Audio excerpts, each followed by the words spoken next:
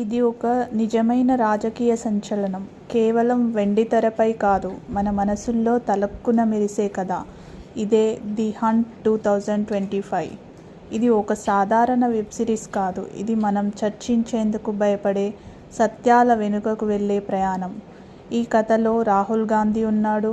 ఒక కుటుంబ వారసుడు కాదు, తనలోని ప్రశ్నలకు సమాధానం వెతుక్కునే వ్యక్తి.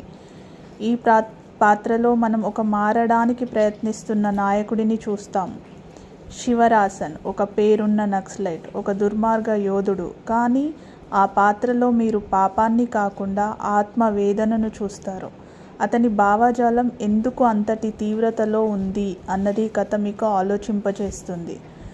ఈ సిరీస్లో చూపించబడే పెట్టుబడులు, మీడియా ఆటలు మరియు పార్టీలు వెనుక ఉన్న కుట్రలు, ఇవన్నీ మనకి తెలియని నిజాలను నెమ్మదిగా వెలుగులోకి తెస్తాయి.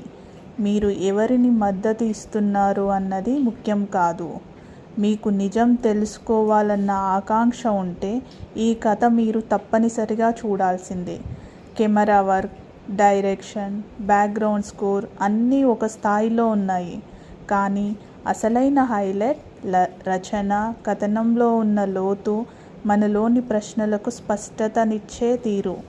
చివరగా ఇది మన దేశ చరిత్ర మీద వెలిసే మరో చీకటి వెలుగు.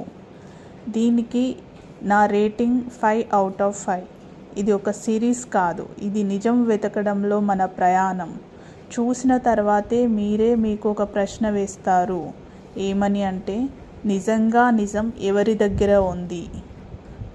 Thank you.